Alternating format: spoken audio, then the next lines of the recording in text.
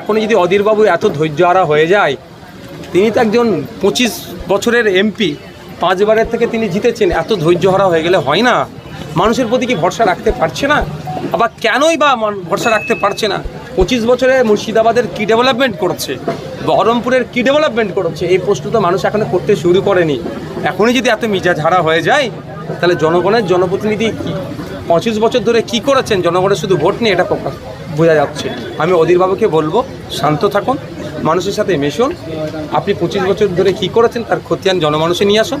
মানুষ চাইলে আপনি আবার পার্লামেন্টে যাবেন। ওই ধাক্কাধুক্কি দিয়ে আপনার ওই মেজাজ মানুষ আর নেবে না। এখন অল্টারনেটিভ চলে এসেছে। একটা সময় তো শুধুমাত্র আপনারা বিজেপির ভয় দেখিয়ে বিজেপি চলে আসবে বলে বহরমপুরের একটা হেভি অংশের ভোটকে পকেটে ভরে রেখেছেন। এখন আইএসএফ প্রস্তুত আছে, বিজেপিকে কীভাবে আটকাতে হয় সেটা আইএসএফ বুঝিয়ে দেবে। তারপরেও বলবো, সিনিয়র লিডারের কাছে এই ধরনের আচরণ কোনোভাবেই কাম্য নয়। শুধু তিনি ধাক্কা নয়, তিনি অন্যান্য রাজনৈতিক ব্যক্তিত্বদের